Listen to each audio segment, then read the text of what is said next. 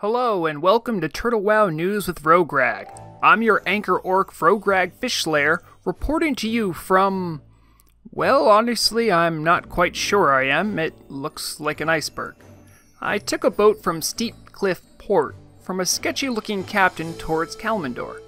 Halfway there, the moon came out, and it turned out the whole boat was some kind of ship of the damned situation.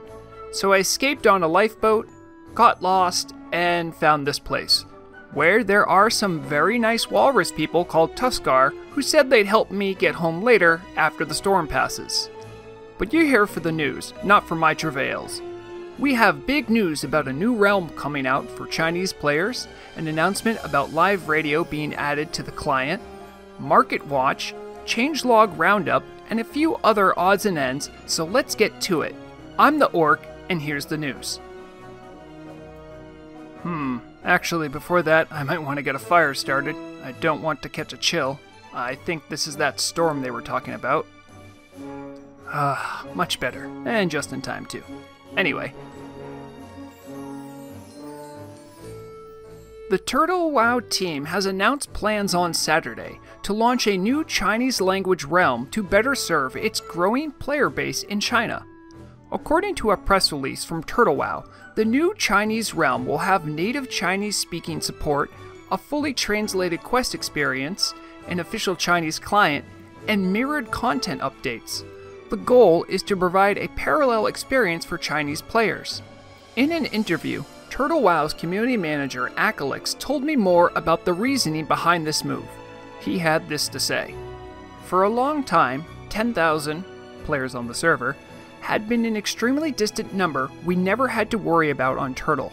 But for a lot of folk, it is the perceived maximum amount of players which can fit in a realm before it feels painfully overpopulated. This number also can begin to cause technical issues from its sheer size. 10,000 is no longer an unrealistic number, especially with our consistent growth in English-speaking players and rapid growth in Chinese-speaking players. Combine those two factors with the imminent release of 1.16.6, and we could be facing a population disaster." He then continued, "For all players involved, this will improve the gameplay experience. While not entirely prohibitive, the language barrier is noticeable. While it may be possible to overcome for basic communication, playing a game in a language you don't speak is daunting. Having a separate translated realm is a good solution for this." Achelix later confirmed that Turtle WoW has recruited a trusted Chinese support team to operate the realm, provide localization, and handle support. There was reportedly no involvement from the Chinese government. This decision was reached internally within management. The realm will be hosted near, but outside mainland China, in part because of the lack of that involvement. Existing Chinese players will be encouraged to transfer to the new realm to enjoy the best experience Turtle WoW has to offer. After the initial announcement, there were plans to reopen world events like the Gates of AQ and Scourge Invasion on the EU server, since a new realm for the Chinese server will have a new server where those haven't happened yet.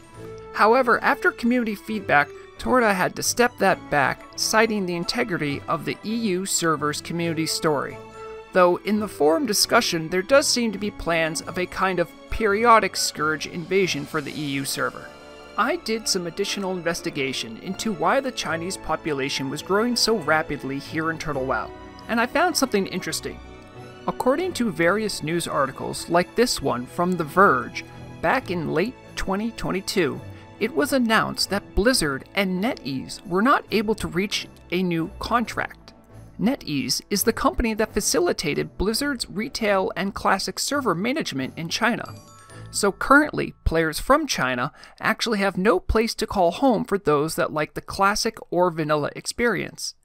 This, in large part, might help explain why the rapid population growth from the Chinese-speaking community has happened on Turtle WoW. They're just like the English-speaking community. They're feeling nostalgic and wanting to hang with their friends in Azeroth, and hopefully they can find this place to be their new home. Nevertheless, it is an exciting development for Turtle WoW as the server continues expanding internationally. The launch of a tailored private realm shows a strong commitment to localization and serving players globally. Stay tuned here for more updates on this milestone for Turtle WoW. Our next top story is about a big announcement that broke recently. The development team has announced plans to launch a live radio station in the game with the upcoming 1.16.6 patch. The radio station will likely be based out of Vrograg in Winterspring, according to early reports. There are also plans to erect radio towers around Azeroth to boost the signal. Players will be able to tune in to the live station directly through their in-game minimap. This will be the first time live streaming radio has been available in WoW since before the launch of the Burning Crusade expansion in 2007. System administrator Bowser made the discovery that the vanilla WoW client actually supports live radio, despite the feature being disabled many years ago. Bowser was also instrumental in developing the initial proof of concept add-on to restore radio functionality. The station will play more than just in-game music and is expected to have DJs, talk shows, and opportunities for community members to get involved. Players will even be able to request songs. Of course, conduct and content rules will still apply for any live programming. This is an exciting development that brings a touch of realism and community to Azeroth. Stay tuned for more updates as the Turtle WoW radio launch draws near. And who knows, maybe you'll get to hear my voice on the radio too.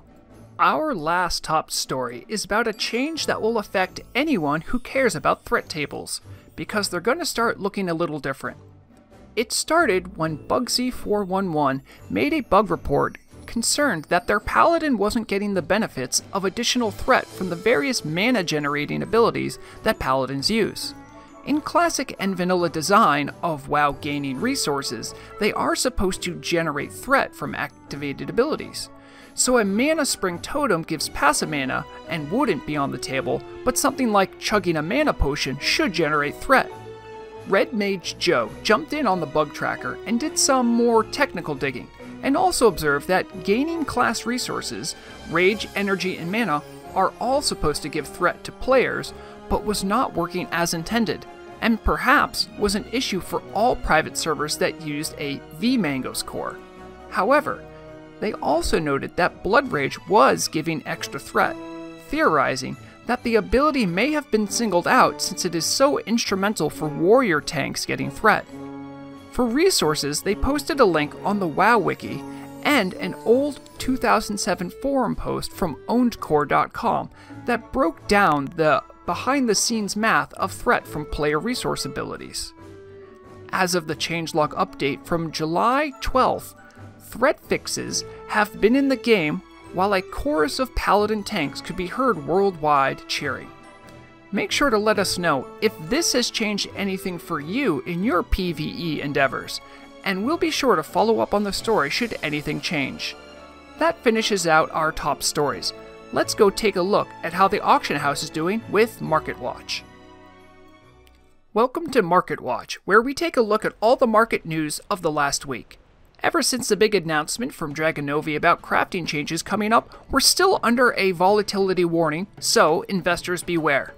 Let's start with a look at the market index, the SNV6, to see how the big market stocks have fared. It does look like the market is trading under 17, but since the index follows mainly cooldown crafted goods, it may be a bit of an outlier. Specific items this last week have seen some big price spikes or drops, and they are not going to be reflected on the index, so remember to do your own research. Now, let's get to the stocks that make up the SNV6. Stone Scale Eel finished this week flat, and showed its normal price volatility. We finally have enough data for a monthly price index, and it seems to show the slippery little guy hasn't changed much since we first started recording data. Arcane Crystals rose 35% in value in the last 2 weeks, meaning a real gold rush is in action.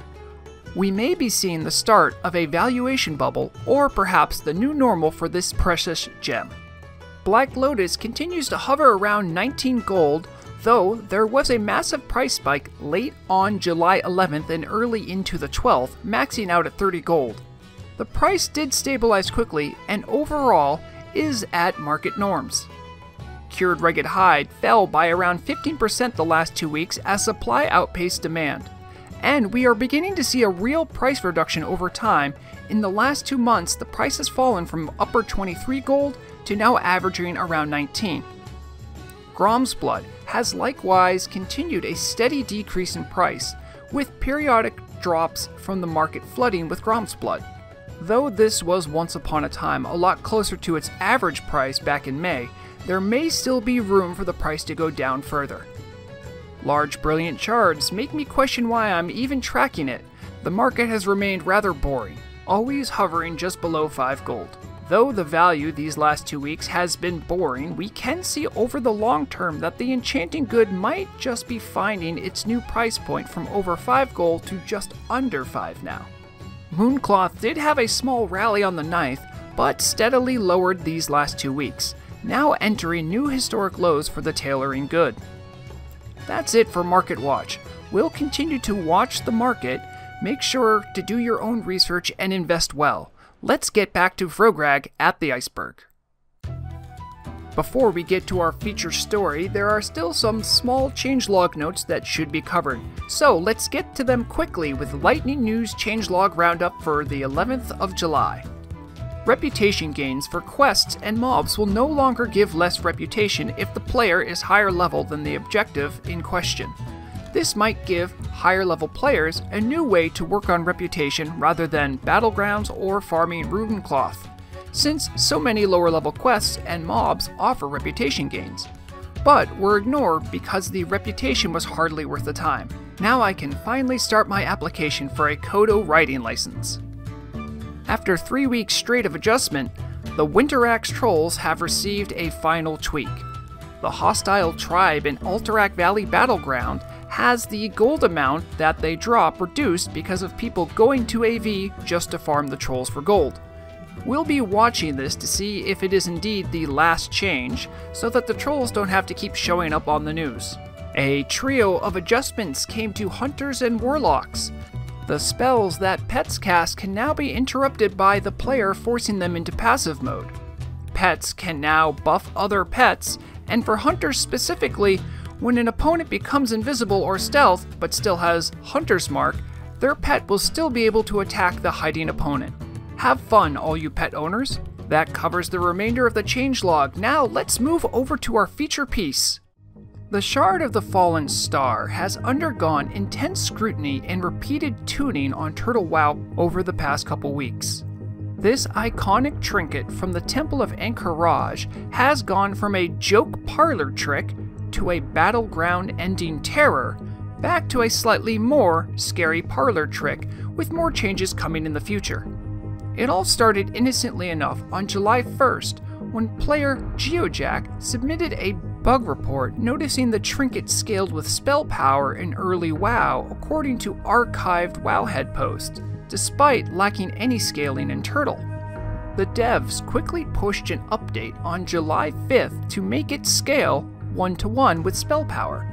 But that small change triggered chaos as clever PvPers in Battlegrounds took advantage of the overtuned scaling. As Sarenrae told me in an interview, the trinket was hitting enemy players for over 1200 damage, and in her own words, making it the single best single target PvP trinket, she said.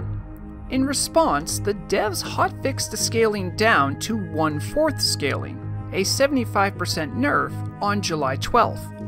However, the story doesn't end there.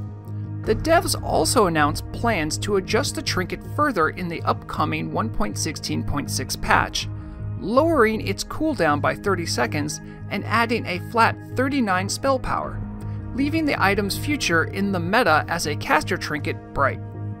I sat down with Dragonovi, head of the itemization team, to get his insights on the epic saga of the Shard. He confirmed the scaling was meant to originally match vanilla WoW behavior, but what they tried out first had gotten out of hand. Following the most recent scaling reduction down to 1/4, Dragonovi indicated the devs have no further plans to adjust the scaling. I also followed up about the trinket's new place in item progression now that it is planned to have 39 spell damage in the 1.16.6 patch. I had seen some concern that it was very strong at that level of flat spell power, to which Dragonovi had this to say. The trinket mainly drops from post-Twin Emperor's trash, which is seldom done. It serves as a decent incentive to clear them alongside with the Paladin, Shaman gauntlets, instead of skipping with invisibility potions and Warlock summons. So, it seems after repeated trials by Meteor Fire, the devs are finally getting closer to finding the right balance for this peculiar trinket. The shard certainly has had quite the glow up, and we'll continue to watch out for any further tweaks. Make sure to let us know if your AQ40 group starts adjusting their runs to try and get this trinket.